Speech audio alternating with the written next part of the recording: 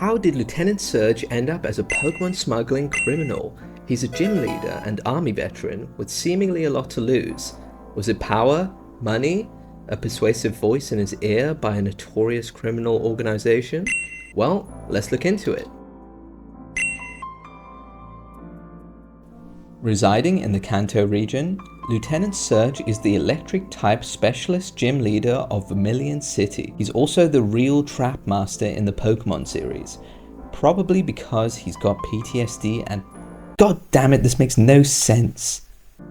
He mentions being a former military worker, supposedly in aviation as a pilot. You'd expect him to have been dropping bombs on his enemies in the past with this role.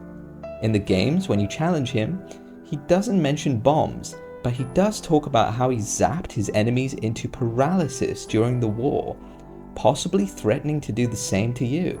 I would hope that he means that to your Pokemon and not to your 10-year-old self. He does compliment you for your brassy balls, nerves of steel, by just challenging him. There are some similarities with the anime. In the anime, he also comes across as dangerous. Most of the trainers that challenged him for the badge had their Pokemon seriously injured, to where they need a little more than the Pokemon Center to recover, which is quite hardcore as far as the anime goes. He's also quite disrespectful. When he encounters Ash, he mocks him because of his unevolved Pikachu. Baby Pokemon! Then he smokes his Pikachu, of course, in an official battle, then tells him to get good. The entire time he has been calling him baby.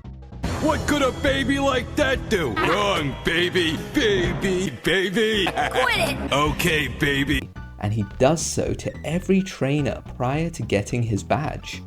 However, his respect can be earned. During the rematch, Ash does some funky stuff and gets Raichu to splash out its PP. Then he zaps Raichu for the win. With his newfound respect for Ash, he hands over the badge and the title of not baby, I guess. It does make sense that he'd call everyone baby regardless, because this man is a giant. He must be over 8 feet tall. Just look at this. That's a lot of Pikachus tall. Appropriately, he's known as the Lightning American, meaning that he was born in America and most likely relocated to Japan at some point during his service. And he decided to stay due to opportunities and benefits as a gym leader that he came across. Or maybe he got caught up smuggling Pokemon with the Pokemon Yakuza, Team Rocket.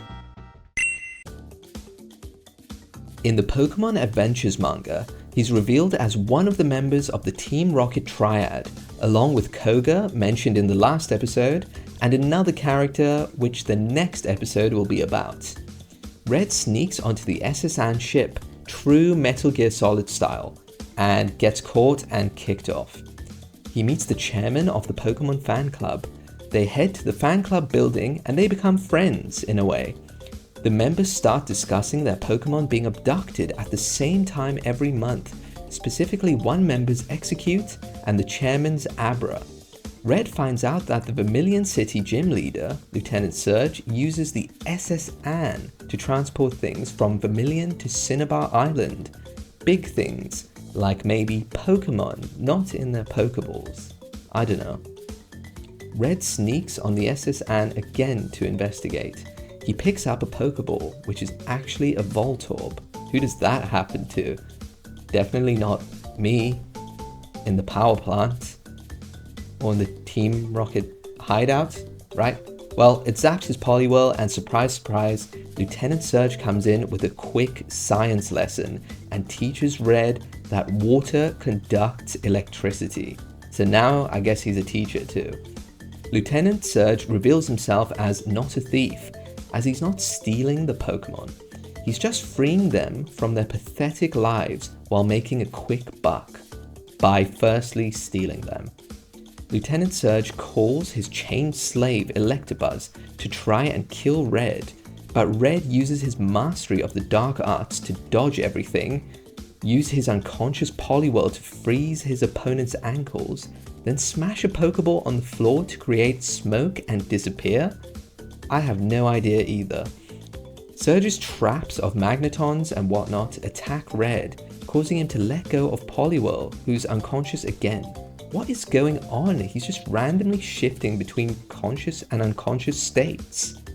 Surge catches up to him, drops Poliwhirl into the water, and he's like, "Be gone, child," and thunderbolts Red, yeah that's right, with Electabuzz, sending him off the ship too.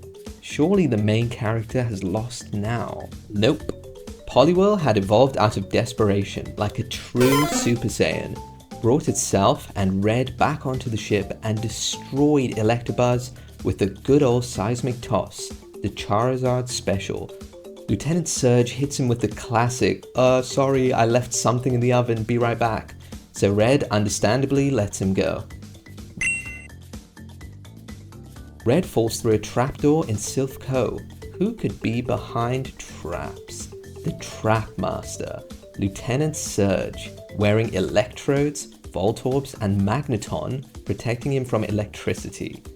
They begin to battle and Lieutenant Surge covers the battlefield in these Pokemon, which I thought was an illegal move as you can only carry 6 Pokemon at a time. He states that the barbed wires create a sort of electric terrain in this room, which amplifies electric power, another illegal move since electric terrain only came out in Generation 7. He also makes a chuckle-worthy statement of this being an electrifying battle. Get it? Okay, he explains to Red that he used to follow the rules and be a good gym leader, but went rogue because power trumps all in this life. Which is sadly true. Us good people that do follow the rules struggle, while those with power have it easy. He explains that his Pokemon will never run out of power because the source of this power is revealed to be the legendary Zapdos, under control of his Thunder Badge's power somehow. Red's getting zapped left and right here, then Zapdos Thunder Shocks Ivysaur, severely hurting it. What was he thinking using a damn Ivysaur versus a Zapdos? He orders Zapdos to finish them with Thunder, but Ivysaur Razor Leaf's cables covering Zapdos while cutting Lieutenant Surge's insulated suit, meaning that he gets taken out by his own Thunder. And Red doesn't, for some reason.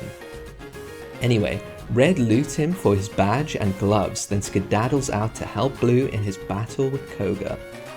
Ultimately, what's really intriguing is how Surge challenges our usual ideas of heroes and villains.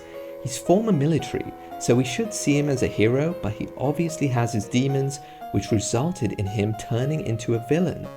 He lost his way, probably went through some hard times and realized that power, while it may make you unlikable, can get you almost anything you desire. However, this doesn't excuse him actually trying to murder other characters with his Pokemon. If you enjoyed this mini documentary about Lieutenant Surge, be sure to leave a like and subscribe for more. Also comment on what shocked you the most from Lieutenant Surge's actions.